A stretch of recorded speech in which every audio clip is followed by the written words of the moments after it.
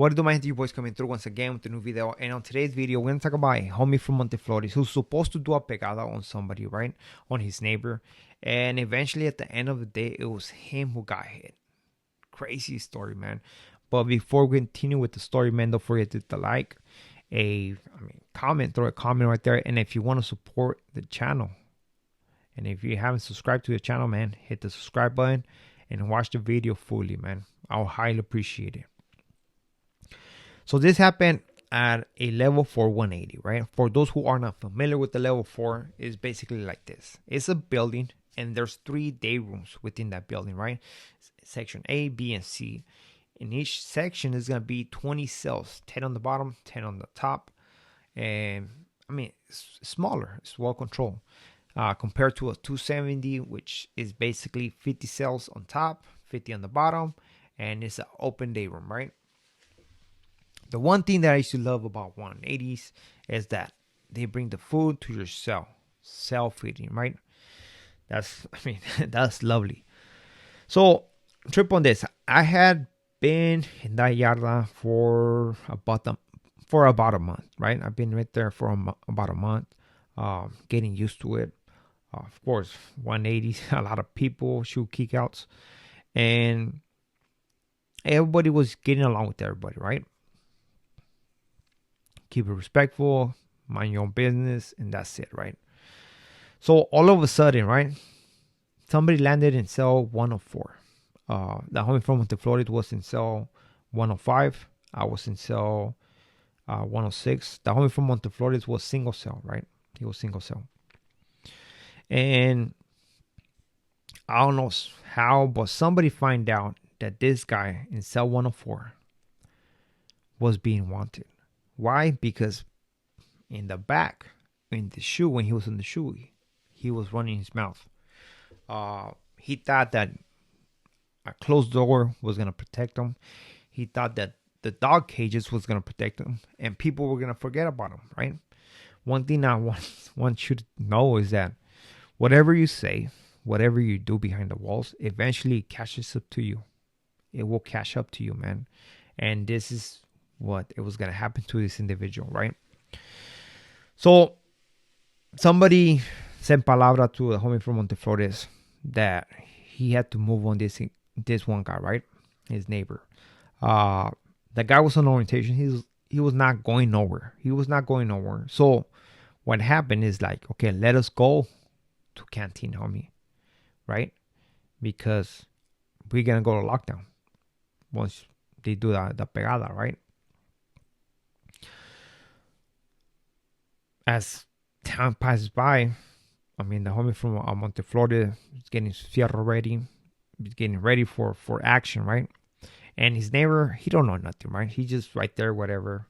But eventually, right, when the day came that they were going to move on this individual, the neighbor from the homies from Monte Flores moved on him. So usually this is how they do it, right? They used to open 5 cells at a time, every time for breakfast and dinner, right? There's 20 cells, remember. So it's from 101 to 105, then from 106 to 110. And that's how they do it with the top tier as well, right? 201 to 205 and stuff like that. So when they opened cell 101 to 105, his neighbor just came out and hit him. Boom, boom, boom. And hit him on the neck. All the every time he got stuck, it was on the neck, man. And that guy was just bleeding like crazy, throwing blood all over the spot, man. The guy who was on top of him, he was not going nowhere. He was just hitting him. Boom, boom, boom, boom, boom. Eventually, he stopped. The vato from Monte Flores, he was just laying right there. He didn't do nothing. They cuffed him up. Medical went in. Picked him up. Took him out. Can't see nothing no more, right? But trip on this, right? Somebody, and this was a canteen worker who had more actions, who was coming from work, went to that door, homie. He went to the door and was talking to this guy a day before. a day before that this incident happened, and basically gave him a heads up. He told him that he was gonna get hit, and that's it, right? So instead of the guy who was in cell 104, instead of rolling it up, he's on orientation. Remember this. They decided to take his time because people wanted to make it to a canteen because they were gonna lock it down. So instead of this guy rolling it up, he decided to do a strap. So he didn't have nothing. He just landed on that cell. What he did, he got his taza. It's like a cup. They give you like a cup with hard plastic on me. So this guy melted his stuff and just worked his way into making it to a sharp object. And that's the weapon that he used. Hit him, I don't know how many times on the neck, man, on the upper body.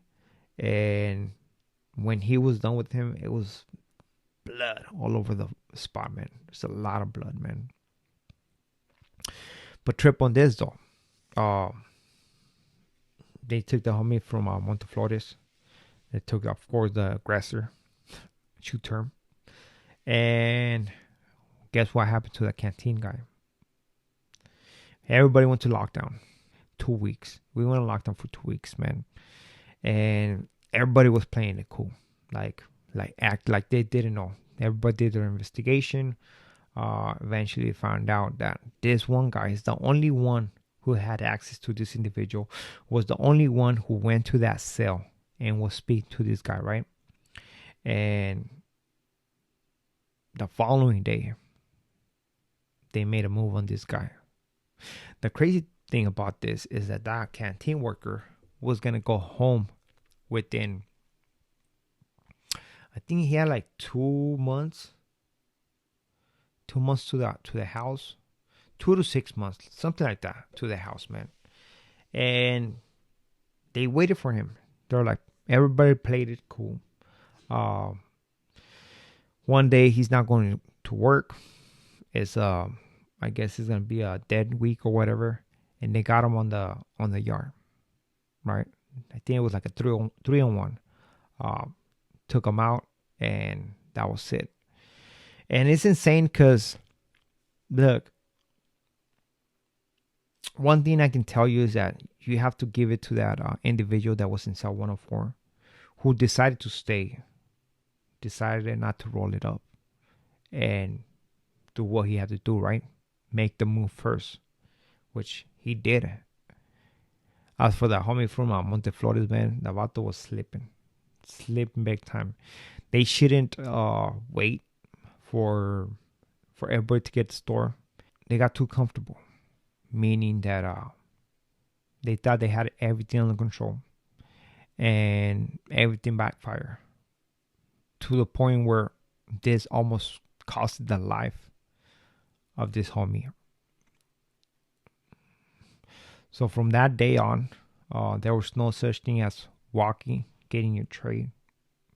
Now the cops did what they're supposed to do: open your trade slot and give you that trade. I think after this, they were trying to they took away all of our cups, man, because it could be used for a weapon, man.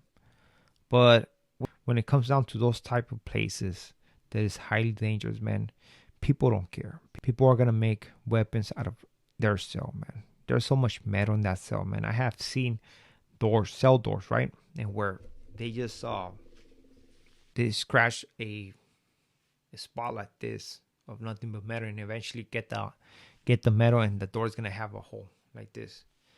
And that's what prison is, man. You never know what's gonna happen. When you think you have everything under control, you don't, man, because it can come back and hit you in the face, like it did with this guy, right? And it was a lesson for everybody who was involved in that. And hopefully they learned something out of this, man. So with this being said, we are out to the next video. Don't forget to be thankful for the things that you have, and never take nothing for granted, because the day that you take everything for granted is a day that you're not going to be appreciative of what you have, and you can lose it. Be always mindful of this. Ahora sí, we are out. to next video. Gracias.